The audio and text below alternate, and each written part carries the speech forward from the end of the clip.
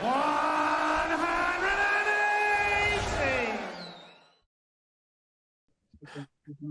Nathan, here we are, the eve of destiny, shall we say? What's the last week been like after winning in Aberdeen and looking forward to Sheffield this week? Yeah, obviously, last Thursday was an amazing night, and it was much needed, wasn't it? Let's be honest with you. It was kind of do or die. Managed to pull it from somewhere, and just glad no one could hit doubles against me in the last two games. But obviously, yeah, very, very happy with the win. And to be quite honest with you, I've done absolutely nothing this week. I've not practiced. I've not, you know, I've just kind of just chilled at home really with the family. So yeah, I'm looking forward to it. I'm refreshed and I'm ready for a big night tomorrow. Look, you know what you have to do: win the first game, and you know it's done. Yeah. Is that the plan? I'm guessing you don't want to be like it was in Aberdeen a few years ago, where you had to sit and wait in the hotel and watch nervously. No, I want to go and win the night. I'm not even thinking about just winning my first game. I want to go win the night. I want to finish third. Simple as that. You know what I mean? It's not that I'm being greedy or anything, but there's another trophy. There's another 10 grand. There's another 5 points up for grab. Simple as that. I'm not gonna go. I just want to win my first game. I'll be happy with that. I'm there to win the evening. So if we're going with that mindset, hopefully I won't even think about the situation that I'm in. I'm just there to win a tournament tomorrow night. Those near misses you've had in recent years, have you used that as motivation over the last month or so to make sure you don't have that feeling again? 100%, yeah, 100%. Like I say, the last 2 years finishing fifth.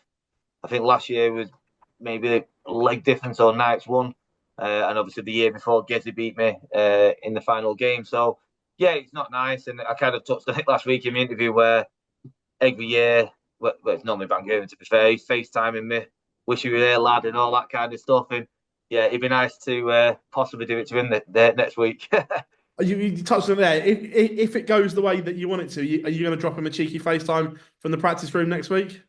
We'll see what mood I'm in, and we'll see how he handles it. But I'll certainly don't be. I'll give him a buzz. But nah, I think yeah, I'm not that type of guy. They just do it to take the mick. But yeah, I'll be concentrating on my match, not taking the mick out of players. You touched on finishing third there. Again, part of that you'd miss obviously Litler in the semi-finals. Is that a big thing for you as well? Would you rather play him in the final? Correct. Yeah, I'm not going to sit here and lie. Everyone knows my record against Litler is absolutely abysmal. So I'm well aware of that, and I've got I have some really good games with Humphries. There's no dispute with Luke. Luke Humphries is still as good as Littler, but I could struggle against Littler to close games out. We've seen it this Premier League season, and it's really annoying. But yeah, I think if I could finish third and play Humphries, then if I made the final and it was Littler, then it's one game, and who knows? I could get me that monkey off my shoulder in the biggest game of my career against him. And all being well, you're at the O2 next week. Yeah, Can you take anything from your previous Premier League finals nights at the Rico and Milton Keynes or not, or is it completely different? absolutely squat. I think the final I played against Glen Durant, I played in front of two security guards and a barmaid. So I can't put anything at all from walking out of the MKV and to 20,000 at the O2. There's no, yeah, there's nothing. Nathan, all the very best tomorrow, mate. Cheers, mate. Hi Nathan. Last year you went into that straight shootout in Sheffield on the back of a few defeats. This year you're going in on the back of a nightly win. It must be a really different feeling for you. It is, yeah. The confidence is sky high. I'm deadly honest with you. I've had a great 2 months. Winning my first Euro tour, backing up with a final, first nightly win in Manchester, a final on the Pro Tour, which is something that I do not do because I'm rubbish on the floor. And then obviously winning last week. The confidence is through the roof, and I'm playing some really good stuff. My throw is getting better week in, week out. So there's nothing to be disheartened about. I'm in a very good place, and I'm taking the game to Michael at the moment, and I think he knows that I've won the last 4 games. I know I've won the last 4 games. Let's make it 5. Yeah, psychologically, do you think that head-to-head record recently could have any bearing tomorrow night? And is all the pressure on Michael? I don't know. I would have said 4 or 5 years ago, probably not. But we all know Michael's not the same animal as he was a few years ago. So, and I think he looked really nervous on Thursday, even bulling up before the game. He just didn't look his usual confident self. And all the pressure's on him tomorrow. Yeah, there's pressure on myself, but he has to. Even if he beats me, he's got to go and beat probably Litler or Bunting. Then probably a Humphries or a Gezi. So what he's got to do to qualify is a tough asking. I've said it all week to a few of my mates. If it doesn't go my way tomorrow and I get beat off Michael first game and he goes and wins the night, I will literally go, fair play, mate. You've done to do what you've done under that most amount of pressure. Fair play to you, mate. But I know that's not going to happen, so that conversation will never have to take place. And if you were to get over the line and get the job done tomorrow night, would that rank among your proudest achievements, given everything that you've had to battle against recently? I wouldn't say. Nah, I'd be buzzing. Obviously, it was a dream of mine to get to the O2. I stated that last week. It'd be right up there, but nah, not the proudest moment. The match fair takes unbeaten, but I think if I qualify and then won it, that'll be tough to beat. Cheers, Nathan. Thank you. Hi, Nathan. How much confidence does last week's win over Michael van Gerwen give you heading into this week? Yeah, loads. I think you put a flip on it, like the Luke situation. Every game I'm playing into Luke now, I'm putting so much pressure on myself just to get that win. Whereas at the moment, I know I've got Michael in my pocket a bit at the moment. You know what I mean? I've beaten the last 4 times I played him, so obviously beating him again last week in such an important game, going into this week, which is yet another important game. I feel like I've got the upper hand. I know I did it last week. He knows he lost that game last week, and he's had a week to dwell on negatives, whereas I've had a week to think about the positives from last week. So, I'm certainly in a better headspace than Michael at the moment going into this game. Do you think it will play a part on MVG's mindset going into it? I don't know, because I don't know where Michael is at the moment. Honestly, I don't know where his head's at, where his game's at, how he's feeling, how confident he is, how down he is. I don't know.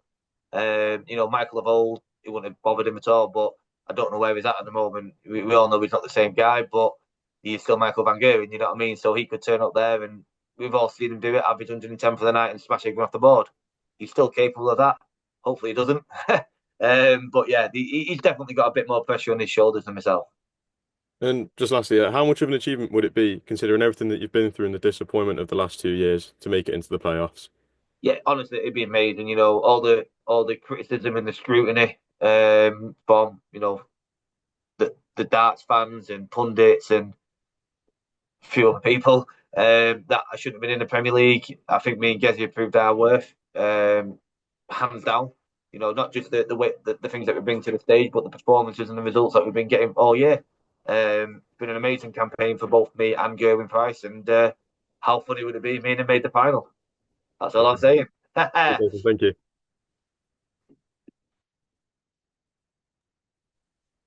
Nathan, just a couple from me. Obviously, we know that the 2 Lukes are the world's top 2 at the moment, but you've always spoken so highly about Michael and said for you, he's still the man to beat. So going head to head with Michael for a playoff spot, that must get the juices really flowing. Yeah, of course. Every time I play Michael, I feel different every time I play Michael compared to any other dart player in the world that I've ever played. Because he's the guy that I aspired to be when I first started playing darts. And now I'm playing the guy in the Premier League. I'm beating him quite a lot recently as well. So it's an amazing feeling to have that connection and to get that buzz around playing Michael. But yeah, I'm still a darts fan as well, don't forget. So to walk on that stage in a do or die game against probably one of my idols, it's special. And you mentioned obviously the head-to-head record against Michael, and having beaten him so recently last week, how much of an impact could that have tomorrow night? I don't know about him, but certainly for me, it's making me go into it with a lot more confidence. You put the flip on it compared to last year where Mike Smith beat me, and then I had to play Mike Smith again the week after. You're going into that, don't play like that again, Nathan, or whatever. I'm just confident because I beat him last week. So it's different to last year. I'm the Mike Smith this year. No, I beat him last week.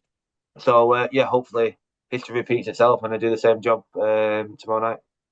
And last week you said you had 3 dreams in your career, and that was to be a world champion, to play for England, and to play at the O2 Arena. And you're so close now to achieving one of those dreams. Just try and put into words what it would mean to qualify tomorrow night. Yeah, it'd be, like I say, a dream come true. The job's not done yet. I alluded to this on Thursday. Everyone knows what's at stake and what I need to do. 2 points, simple as that. But I don't just want to win that game, and then just go happy days, I've done it, and whatever. There's another tournament to be won tomorrow night, and what I'll go and win it, and who knows, I could finish as high as third. But yeah, certainly it would be a dream come true, and I think because also I believe this Premier League has been the most competitive one, well, certainly I've ever played in. I'd probably say in the last 10 years. So to finish in the top four after all the scrutiny I got, it would be right up there. Thanks, Nathan. Best of luck. Cheers.